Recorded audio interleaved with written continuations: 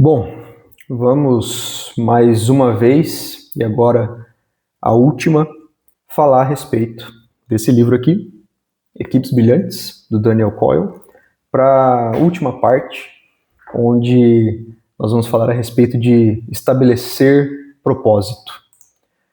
Como nós já vimos, né, as outras partes, na primeira parte do livro ele fala a respeito de construir segurança, e se eu for ressaltar um ponto dessa primeira parte do livro que eu acho mais importante, é onde ele fala a respeito das deixas de pertencimento que tem que ser expressas vez após vez, de forma repetida, para que aqueles que estão fazendo parte da equipe possam entender que, de fato, eles estão em um ambiente seguro para colaborar e cooperar. A segunda parte do livro ele fala a respeito de compartilhar vulnerabilidades, onde não só o líder, mas todos os que fazem parte da equipe precisam demonstrar suas vulnerabilidades de modo que haja completude, né?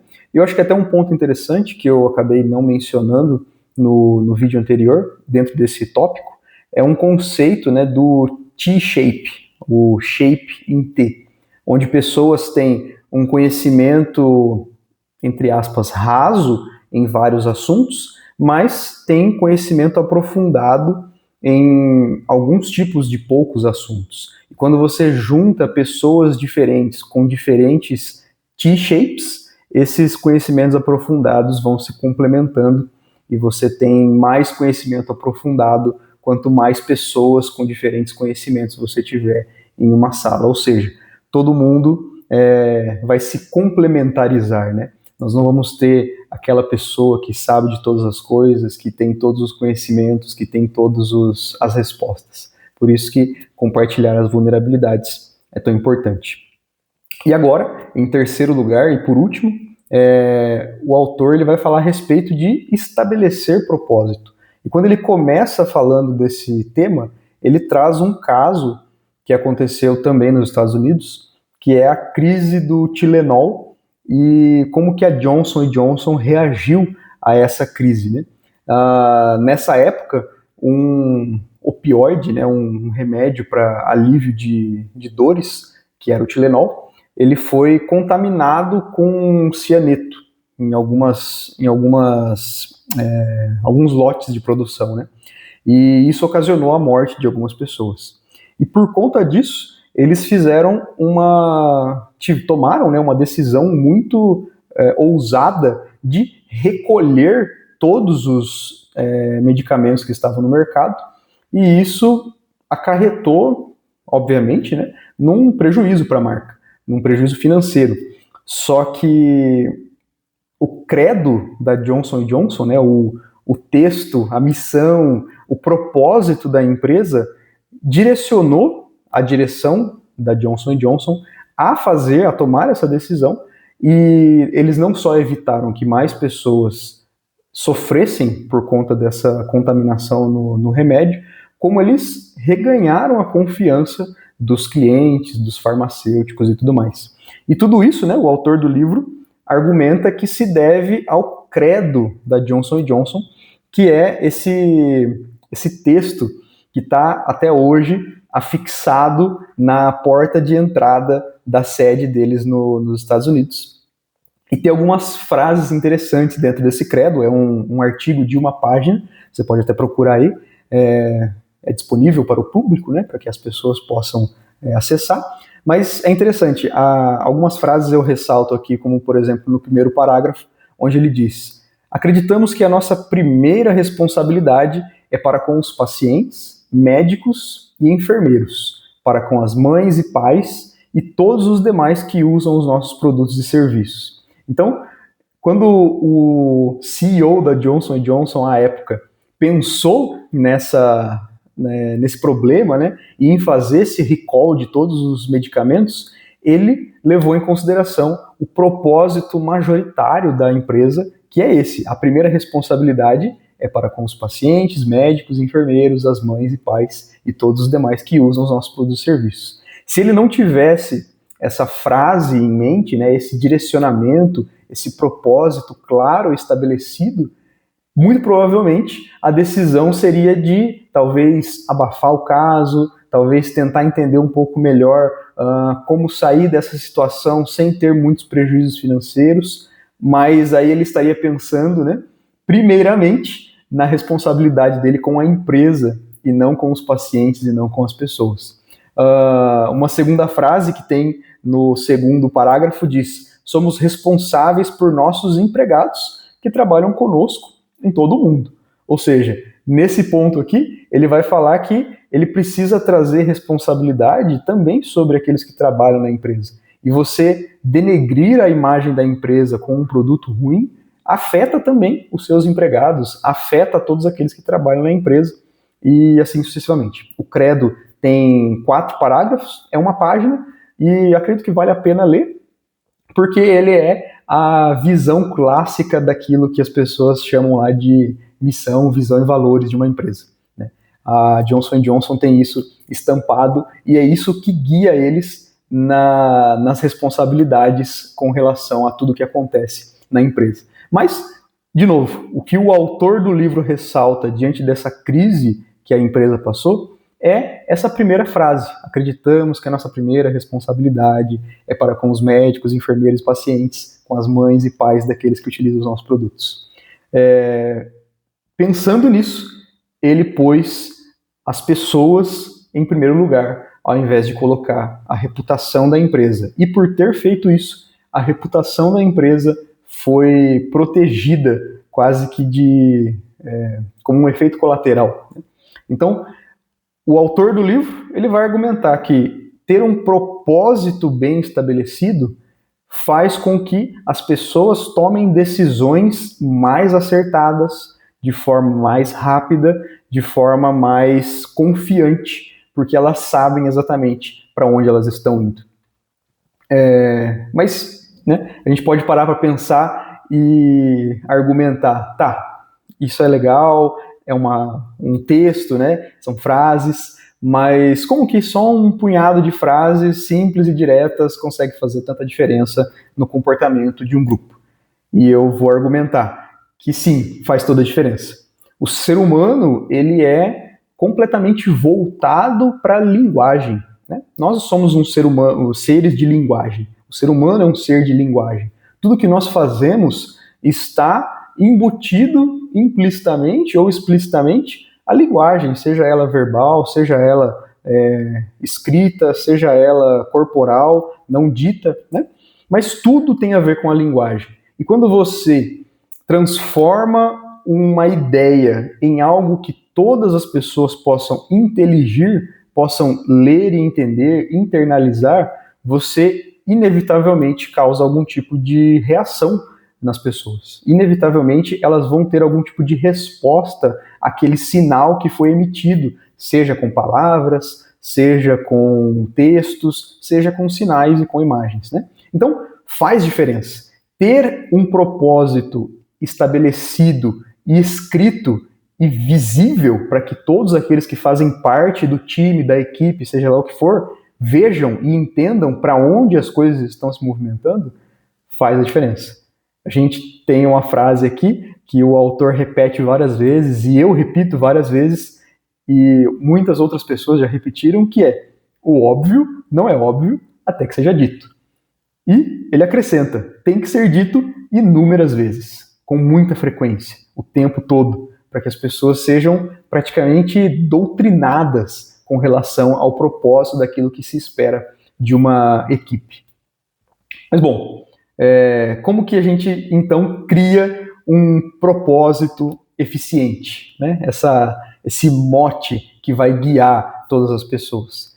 Em primeiríssimo lugar, um propósito eficiente, ele é claro e preciso. Se você vai criar um propósito para aquilo que você vai fazer e ele é dúbio, ambíguo, redundante e não passa com clareza a ideia central do que o propósito é, muito dificilmente as pessoas que fazem parte da equipe, do seu time, da sua convivência, daqueles que você precisa motivar, daqueles que você precisa direcionar, muito dificilmente elas vão se apegar a esse propósito, né?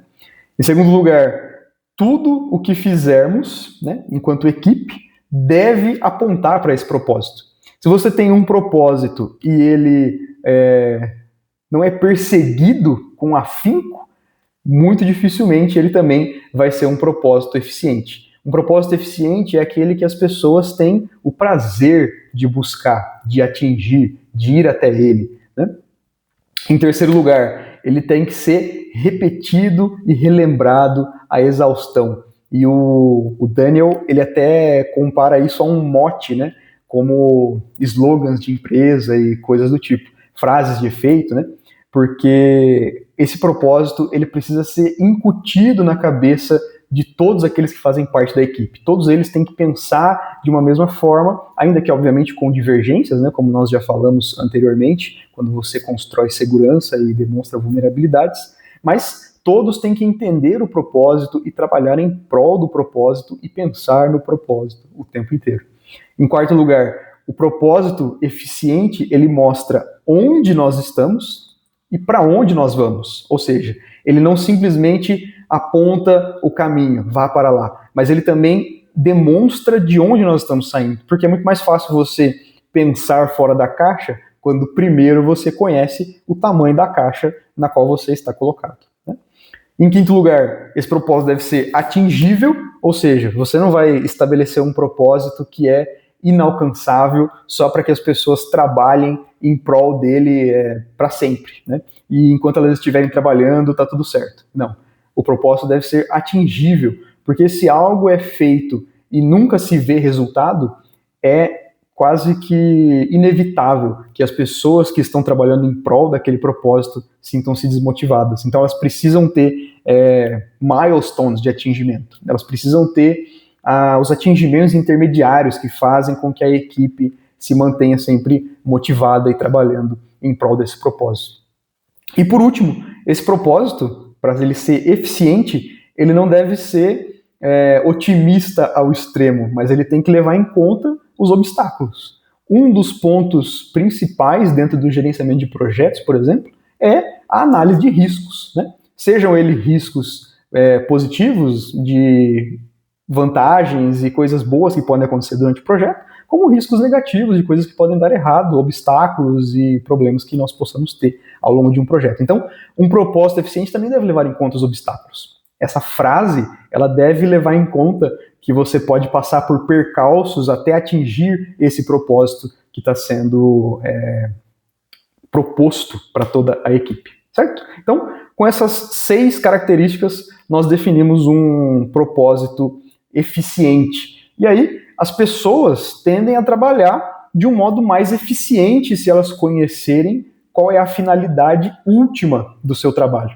Aqui, no livro, o autor ele dá um exemplo de um call center que as pessoas ligavam para poder pedir recursos para doações, né, para uma faculdade, e antes de eles das pessoas que trabalhavam no call center saberem o porquê que eles faziam essas ligações para outras pessoas e pediam as doações, eles sabiam, obviamente, né, que era doação para a faculdade e tudo mais, mas o dono do call center ali, né, o dono, entre aspas, porque é como se fosse uma ONG, né, ele traz alguns alunos para dentro desse call center para os alunos contarem as histórias deles para essas pessoas que trabalhavam nesse call center, e os alunos contando as histórias e o quanto que as doações eram importantes para eles, né, porque eles não tinham condições de pagar a faculdade.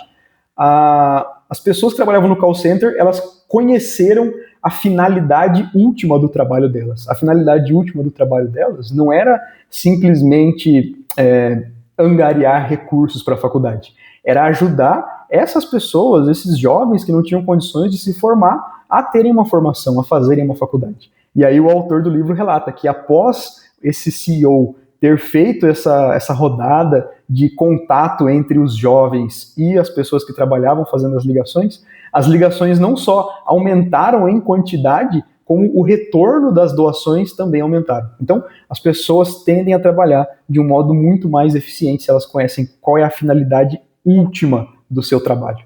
Então, perceba, o propósito, ele precisa apontar para essa finalidade última, não para as merezas, para as miríades de finalidades intermediárias que existem, certo? Mas, Beleza, uma vez que nós criamos o propósito, já estabelecemos, sabemos exatamente o que nós queremos, como que nós fazemos para as pessoas que trabalham na nossa equipe se conectarem a esse propósito? Bom, o autor traz para a gente 5 etapas, né? Primeiro, ele fala a respeito de enquadramento, ou seja, as pessoas que olham para aquele propósito têm que se colocar no lugar daqueles que são afetados pelo propósito que ela persegue. É o caso que eu comentei do call center da faculdade. As pessoas não se conectaram ao propósito das doações até que elas soubessem qual é o ponto de vista dos jovens que precisam das doações, né? E a partir do momento que elas se colocaram no lugar deles, elas perceberam que elas poderiam fazer muito mais e se conectar àquele propósito. O segundo passo, né, ele fala que é definição de papéis. Quando você define claramente os papéis e deixa claramente definido quem faz o quê e para que você faz o quê, ficou um pouco confuso talvez, né? Mas quem faz o quê e para que você faz aquilo que você está fazendo, né? Você define esses papéis muito bem, as pessoas tendem a se conectar melhor ao seu propósito. Porque se você chega em um lugar e você não sabe muito bem qual é o seu papel naquela equipe, naquele perseguidor de propósito, se eu posso dizer dessa forma, muito dificilmente você vai conseguir se conectar ao que está acontecendo. Em terceiro lugar, ele fala a respeito de ensaio, né? As pessoas vão se conectar ao propósito quando elas tiverem treinamento e capacitação para que todos tenham habilidades necessárias para atingir aquele propósito. Imagine você, gestor, põe uma meta muito grande que envolva inteligência artificial, por exemplo, e a sua equipe é composta majoritariamente de pessoas que não têm nenhum skill relacionado a redes neurais, inteligência artificial, engenharia de prompt, qualquer coisa do tipo. Muito dificilmente as pessoas irão se conectar a esse propósito por se acharem incapazes de atingi-lo. Então, uma forma de fazer com que as pessoas se conectem ao propósito é propiciando que elas se adequem, se capacitem, se treinem para atingir aquele propósito, né? Elas ensaiem. Ele dá até um exemplo no livro de pessoas que trabalham com cirurgia, né? E muitas vezes, antes de uma cirurgia, os médicos, cirurgiãos e as enfermeiras, enfermeiros e tudo mais, eles ensaiam várias vezes antes de realizar a cirurgia de fato, para que todos saibam exatamente o que fazer, em qual momento, e assim as cirurgias têm uma taxa de sucesso mais elevada. Em quarto lugar, para se conectar ao propósito, ele fala que as pessoas precisam ter um incentivo explícito a se manifestarem. Ou seja, é necessário, e aí nós voltamos novamente para o primeiro tópico desse livro, é necessário ter abertura e confiança para que todos se manifestem quando eles virem alguma coisa ou tiverem alguma ideia. Então, se o propósito aponta para algum lugar e as pessoas não têm autonomia, não têm abertura e confiança para falarem a respeito desse propósito, darem as suas ideias, e não só ter a abertura implícita, mas como eu falei, nada é óbvio até que você diga, essas pessoas têm que ser explicitamente incentivadas a se manifestarem com relação ao propósito que foi estabelecido. E por último, o autor ele fala a respeito de reflexão ativa, ou seja, você precisa constantemente revisar as metas e os resultados atingidos e recalibrar a rota se for necessário. E aí eu volto de novo ao exemplo do Scrum, né? Que é essa metodologia de gerenciamento de projetos muito iterativa, né?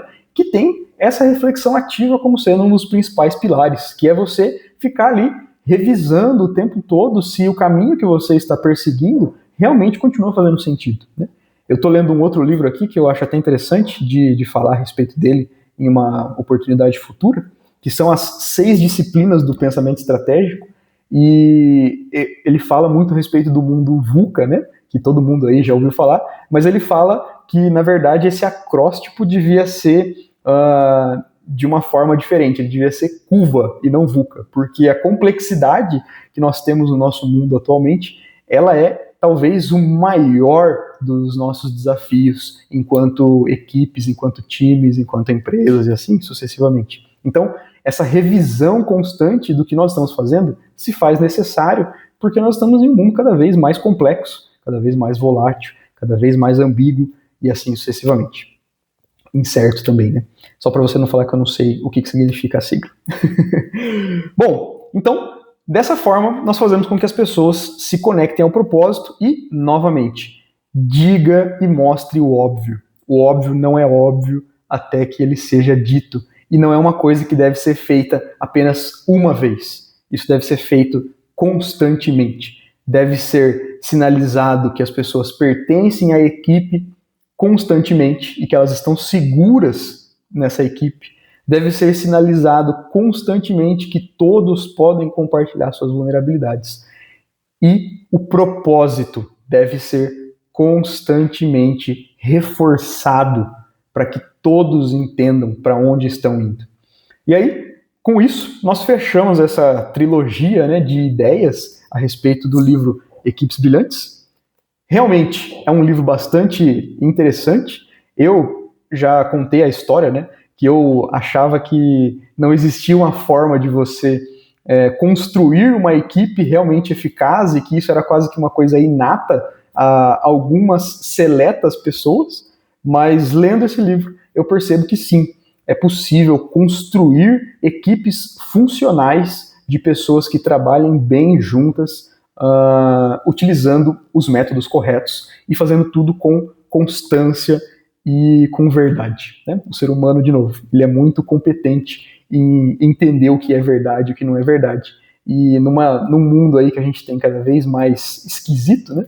Trabalhar com verdade, ele se faz cada vez mais necessário para que as coisas aconteçam de uma forma mais concreta e melhor. Então, foi isso. Espero que tenham gostado aí dessas reflexões a respeito desse livro. Se você tem alguma ideia de algum outro livro aí que você acha interessante, escreve aí nos comentários. E mais para frente eu trago outras reflexões a respeito de outros materiais, não só de livros, mas de músicas e coisas do tipo que eu acho interessante. E a gente vai se falando. Não se esqueça aí, se você achou interessante, curte o vídeo, compartilha com quem você acha que vai se beneficiar dessa reflexão.